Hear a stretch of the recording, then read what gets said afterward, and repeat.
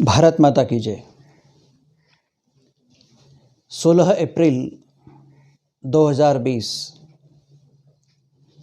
एक अत्यंत दुर्घटनापूर्ण और दुर्भाग्यपूर्ण ऐसा दिन,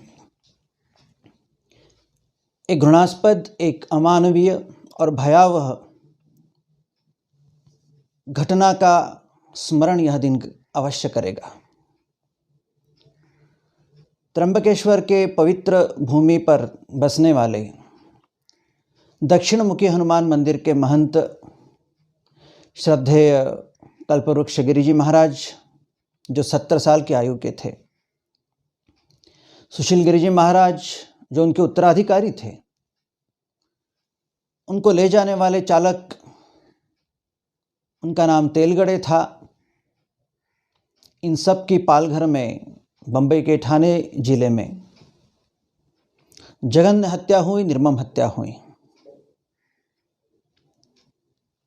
आहत इस बात से सभी संत समाज है कि स्वतंत्र भारत में यह इस प्रकार की दुर्घटना होती है, और खासकर महाराष्ट्र की वो भूमि, ज्ञानेश्वर महाराज जी के गुरुदेव, जिनका स्थान जिस भूमि पर है और इसी स्थान पर कल्पवृक्ष गिरिजी महाराज थे। ज्ञानेश्वर तुकाराम महाराज, शांति ब्रह्म एकनाथ महाराज, महारुद्र के स्वरूप देवनाथ जी महाराज, नामदेव महाराज, ऐसे अनगिनत संतों का ये महाराष्ट्र, छत्रपति शिवाजी महाराज का महाराष्ट्र, गाडगे बाबा का महाराष्ट्र, कर्मवीर भाऊराव पाटील, डॉक्टर बाबा साहब आम्बेडकर, महात्मा फुले, ऐसे महापुरुष जिन्होंने इस महाराष्ट्र को बनाया। इस महाराष्ट्र में ऐसे हत्याकांड होते हैं, ऐसे कुछ समाज समूह निर्माण होते हैं, और ऐसे भी कुछ सुरक्षा पुलिसकर्मी, हालांकि आज की स्थिति में तो समस्त पुलिस डिपार्टमेंट श्रद्धा के काबिल है, वंदन के काबिल है, लेकिन ऐसी परिस्थिति निर्माण हो गई कि इस घटना को देखे तो संतों को मरने के लिए विवश कर दिया। ऐसी घटना कोई संत समाज, और जिस धर्म से वे धर्मगुरु थे, वो समस्त हिंदू समाज सहन नहीं कर सकता। और ऐसे राजनेता जिनको इस घटना में भी राजनीति, धर्मनीति होने की शंका, उससे डर लगता है, आश्चर्य लगता है। और ऐसी राज व्यवस्था और प्रशासन की ये घटना मालूम होते हुए भी संतों की लाश रात भर पड़ी रही। अगर कुत्ते खा जाते तो, अगर शेर चबा जाते तो, अगर उनके पार्थिव के साथ कोई खिलवाड़ हो जाती तो। और इस देश ने तो शत्रु के शरीर से भी खिलवाड़ कभी की नहीं। हमने तो औरंगजेब की भी समाधि, शत्रु को भी सम्मान के साथ मरने का अधिकार है, से छत्रपति शिवाजी महाराज के महाराष्ट्र में हम रहते हैं। क्या वही वो महाराष्ट्र यही है? वो आज याद आ रही है हिंदू हृदय सम्राट श्रद्धेय बाला साहब ठाकरे जी की। आज याद आ रही है ठाणे और मलंगगढ़ के स्वाभिमान धर्मवीर आनंद जी दिघे की। मेरा स्वयं का परिचय उनसे था। कहाँ गया वो महाराष्ट्र? मुझे तो लगता है कि आज त्र्यंबकेश्वर के भोलेनाथ त्र्यंबक क्षेत्र के संतों की हत्या हुई देख इस घटना से अवश्य भीषण तांडव करेंगे। और याद रहे सभी को ये याद हो कि त्र्यंबकेश्वर कुंभ की भूमि है। इस भूमि से जुड़े इस देश के सभी अखाड़े, संप्रदाय और नागा साधु है, और जिनकी हत्या हुई वे साधु इस देश के सबसे बड़े अखाड़े से, यानी पंचदशनाम जुना अखाड़े से आते हैं। भगवान दत्तात्रेय का प्राचीन अखाड़ा है वो। इस अखाड़े के सभी संत और सांप्रदायों की रक्षा करना, ये तो सभी अखाड़ों का काम है। अगर ये ठान ले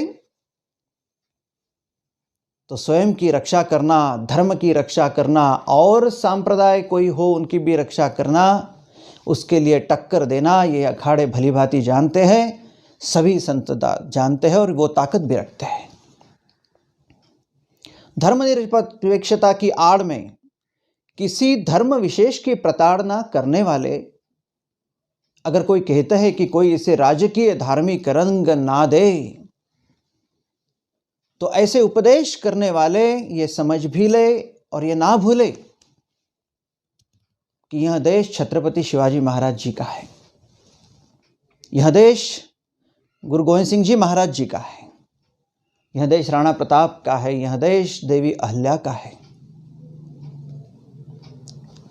और ये जान ले कि इस अमानवीय घटना को मानवीय रंग तो आएगा ही आएगा, क्योंकि घटना अमानवीय है। अगर चुन चुन कर किसी धर्म विशेष के व्यक्ति को या धर्म विशेष को आहत कोई करेगा, कोई भी करता है, तो इस घटना को धार्मिक रंग तो प्रकृति ही देगी। और ऐसी घटना को राजनेता भी गंभीरता से यदि नहीं लेते हैं, तो जनता ऐसी राजनीति को थप्पड़ मारेगी और अपने आप इस घटना को राजकीय रंग भी आएगा ही आएगा। आज इस घटना से महाराष्ट्र के सभी संत संतप्त है, आहत है और व्यवस्था से थोड़े निराश भी हो गए। सभी वारकरी, कीर्तनकार, सभी सांप्रदाय के संत, साधु, सज्जन निरंतर भ्रमण करते रहते हैं, धर्म कार्य करते हैं, समाज कार्य करते हैं, देश कार्य करते हैं। आज वे भी असुरक्षित महसूस कर रहे हैं।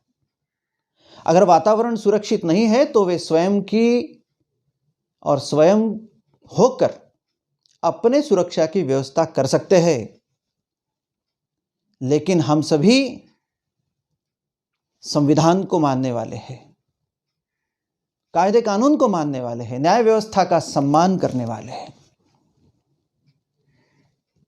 कोई संतों को विवश ना करे। धर्मसत्ता, उसका इतिहास, यदि भारत का इतिहास और विश्व का इतिहास कोई जानता है, यदि पढ़ा है किसी ने, तो धर्मसत्ता स्वयं वह ताकत रखती है। हम सभी समझते हैं कि आज देश और महाराष्ट्र कोरोना महामारी से ग्रासित है, बड़ा भयावह है। इसका मतलब ये नहीं कि कोई गुनाहगारों की महामारी भी इस प्रांत में, देश में या कहीं भी बढ़ जाए। मैं महाराष्ट्र की सरकार को, भारत के सभी संतों की ओर से विनम्र सूचना करना चाहता हूं कि इस घटना को समझ लें और उसकी उच्च स्तरीय प्रामाणिक जांच वे तुरंत शीघ्रातिशीघ्र शुरू करें। और इस कारण कोई फास्ट ट्रैक कोर्ट यदि बिठाना चाहते हैं तो वो जरूर बिठा सकते हैं। तो दोषियों को ऐसी सजा हो कि आगे ऐसा दुस्साहस कोई ना करे और सभी सांप्रदाय के साधु और धर्म की सभी व्यवस्था है अत्यंत सुरक्षित रहे। हम सभी महाराष्ट्र के संत साधु समाज पंचदशनाम जुना अखाड़े के साथ है, सभी अखाड़ों के साथ है, लेकिन इस विशेष घटना प्रसंग में पंचदशनाम जुना अखाड़े के साथ है और दिवंगत साधुओं को श्रद्धा सुमन अर्पित करते हैं।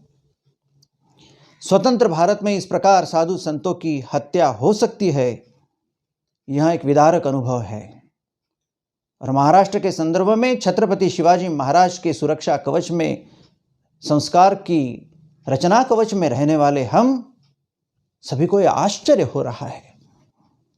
मैं सभी साधु संत और हिंदू समाज को विनम्र आह्वान करूंगा कि वर्तमान में देश की बहुत सेवा करें।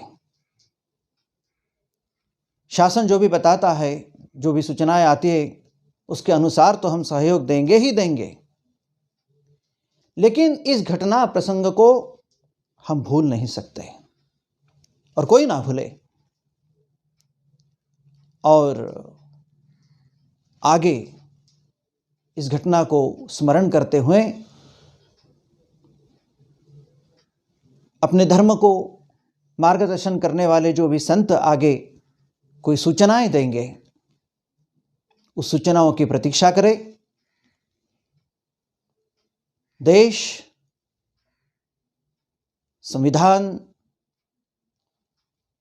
कानून व्यवस्था इसका पालन करते हुए ऐसी घटना प्रसंग, किसी भी साधु की निर्मम हत्या, धर्मसत्ता से खिलवाड़ और समाज में नंगा नाच किसी भी प्रकार का ना हो, इसकी व्यवस्था हम सभी बनाएं और सभी को निर्भय प्रकार से विचरण करने का वातावरण शीघ्रातिशीघ्र महाराष्ट्र की सरकार इस राज्य में बनाए और दोषियों को कड़ी से कड़ी सजा दे, ताकि ऐसा दुस्साहस आगे कोई कर ना पाए।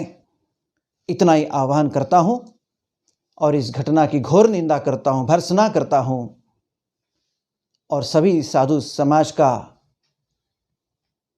मैं चिंतन करके हम सभी साथ रहे, निर्भय होकर अपना धर्म कार्य, समाज कार्य, देश कार्य, देव कार्य निभाए और भगवान सबको शक्ति दे। इस प्रार्थना के साथ वाणी को विराम देता हूं।